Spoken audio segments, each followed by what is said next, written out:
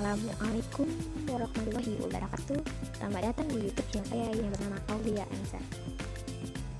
Salam video kali ini saya akan menjelaskan tentang sedikit yang namanya kurikulum. Pastinya kita sudah tidak asing lagi yang namanya kurikulum, terutama untuk kita calon guru. Pastinya kita harus mengetahui tentang kurikulum. Kurikulum itu sebagai pedoman yang memberikan arah untuk tingkat pendidikan serta isi yang harus kita pelajari. Untuk lebih lanjutnya, silakan lihat videonya sampai habis ya. Jangan lupa untuk like, subscribe, and loncengnya. Jangan lupa. Oke. Saya akan memberitakan tentang sejarah kurikulum. Untuk lebih lanjutnya, silakan simak baik-baik ya. Contohnya saja seperti Belanda. Dia memanfaatkan pribumi untuk mengeruk kekayaan alam seoptimal mungkin. Sedangkan Jepang dengan Asia Timur Raya dalam membantu misinya dalam peperangan. Kurikulum sudah 11 kali mengalami perubahan, namun dibagi menjadi 3, yaitu pra-kemerdekaan, masa kemerdekaan, dan era reformasi. Pada jenjang pendidikan, gimnasium yang siswanya golongan ningrat, modelnya itu diubah menjadi mulo yang pendidikannya 4 tahun. Sedangkan Belanda tingkat atas mendirikan AMS selama 3 tahun yang terdiri dari bagian A dan B. Untuk Kokumin Gaga ini disebut dengan sekolah rakyat. Sekolah ini selama 6 tahun.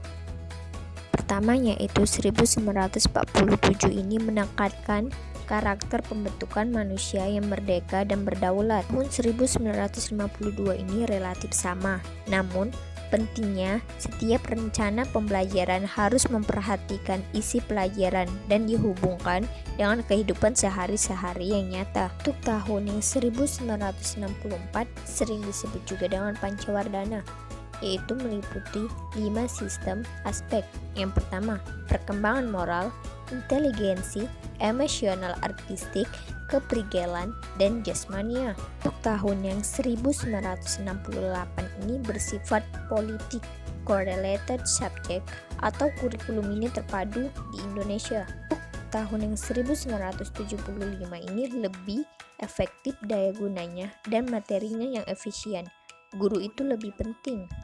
Tahun yang 1984 ini perbaikan dari 1975, yaitu cara belajar siswa yang lebih aktif, yaitu secara spiral, keterampilan proses, kemampuan dan berpikiran, dan sikapnya. Yang terakhir yaitu 1994, memadukan kurikulum yang dari tahun 1975 dan 1984.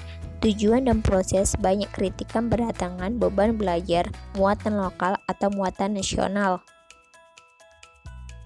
Untuk kurikulum berbasis kompetensi atau 2004 ini menekankan pada ketercapaian kompetensi peserta didik baik secara individu maupun klasikal, berorientasi kepada hasil belajar atau learning outcomes dan keberagaman. Untuk kurikulum 2006 atau KTSP, kurikulum tingkat satuan pendidikan. Kurikulum yang dikembangkan sesuai dengan satuan pendidikan, potensi dan karakteristik sekolah atau daerah, sosial budaya masyarakat setempat, serta karakteristik peserta didik. Kurikulum 2013 atau K13, siswa lebih aktif mengembangkan materinya. Kurikulum yang dikembangkan untuk menyeimbangkan kemampuan soft skill dan hard skill yang berupa sikap, keterampilan, dan pengetahuan. Definisi kurikulum menurut Undang-Undang Nomor 20 Tahun 2003, kalian bisa lihat di samping.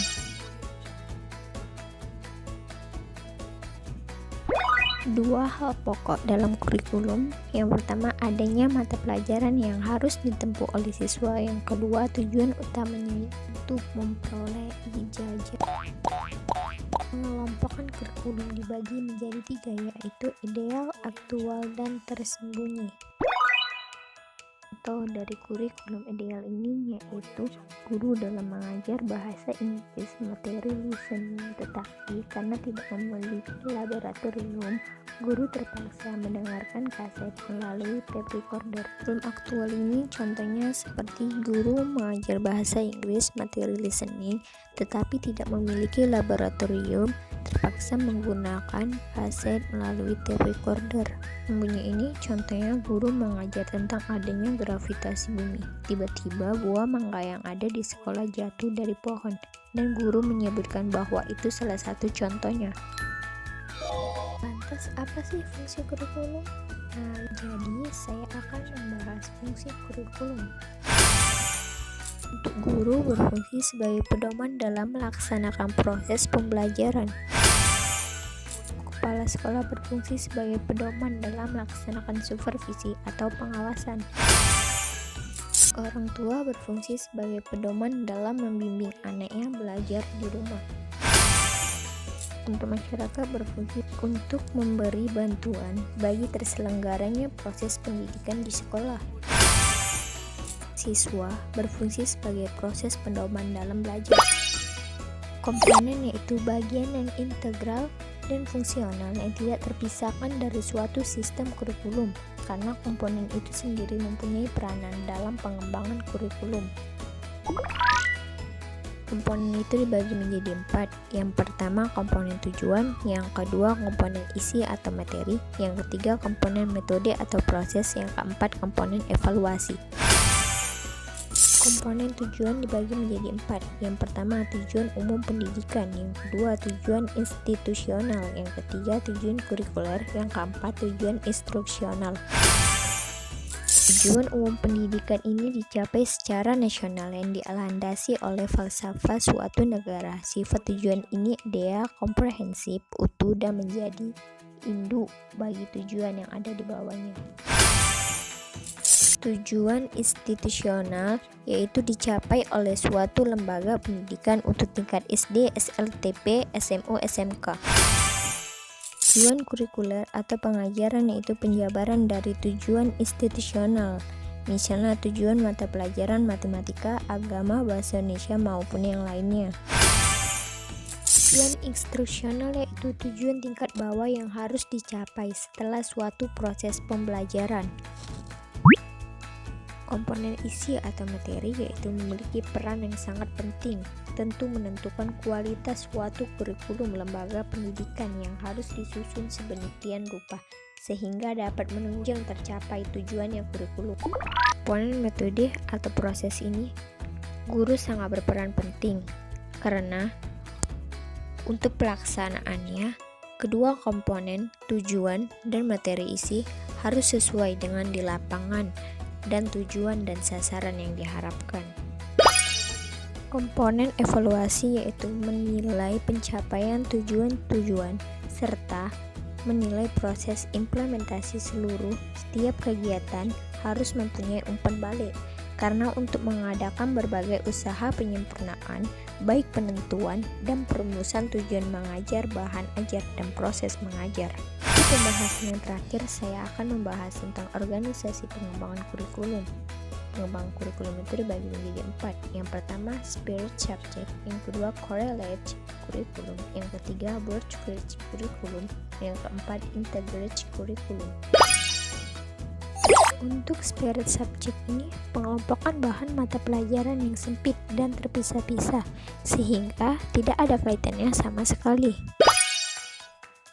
Untuk yang kedua ini correlated kurikulum, bentuk kurikulumnya adanya suatu hubungan antara satu mata pelajaran dengan yang lainnya, tetapi tetap memperhatikan ciri karakteristik bidang studi tersebut. Yang ketiga ini Perfect kurikulum menyatukan mata pelajaran yang berhubungan dengan erat. Contohnya, geografi, sejarah, ekonomi, ilmu politik itu dijadikan menjadi satu dalam buku, yaitu buku ilmu pengetahuan sosial atau IPS. Untuk yang terakhir ini, integrated kurikulum, yaitu perpaduan, penyatuan, atau penggabungan dari dua objek atau lebih. Apa yang disajikan dengan sekolah sehingga dapat dilakukan di kehidupan nyata oleh siswa tersebut, mengutamakan proses pembelajaran atau memecahkan masalah. Gimana dengan penjelasan saya yang tadi? Jika ada yang kurang lebih paham, silahkan tanya di kolom komentar ya. Sekian dan terima kasih. Assalamualaikum warahmatullahi wabarakatuh. Jangan lupa mampir lagi ya. Terima kasih.